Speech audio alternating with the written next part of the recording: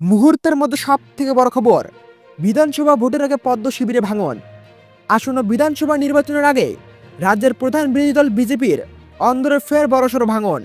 এবার বাঁকুড়ার শালতোরা ব্লকের কানুর গ্রাম পঞ্চায়েত বিজেপির টিকিটে নির্বাচিত এক সদস্য স্বপন মাহালি যোগ দিলেন রাজ্যের শাসক দল তৃণমূলে। তৃণমূলের দাবি, পঞ্চায়েত সদস্যর সঙ্গে স্থানীয় গরুর বাসা বুথের প্রায় 50টি পরিবারও ঘাসফুল শিবিরে নাম লিখিয়েছে। গতকাল বাঁকুড়ার শালতোরা ব্লকের তৃণমূল কার্যালয়ে স্বপন মাহালির হাতে দলীয় পতাকা তুলে দেওয়া হয়। তৃণমূলের ব্লক সভাপতি সন্তোষ মণ্ডল এই যোগদানকে দলের শক্তি বৃদ্ধির ইঙ্গিত বলে দাবি করেন। তৃণমূলের উন্নয়নে সামিল হলেন বিজেপির পঞ্চায়েত সদস্য। গরিবের পাশে তৃণমূল সব সময় রয়েছে।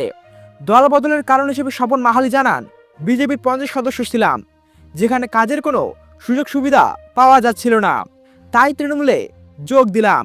তবে তৃণমূলের এই দাবি সম্পূর্ণ খারিজ করেছে বিজেপি।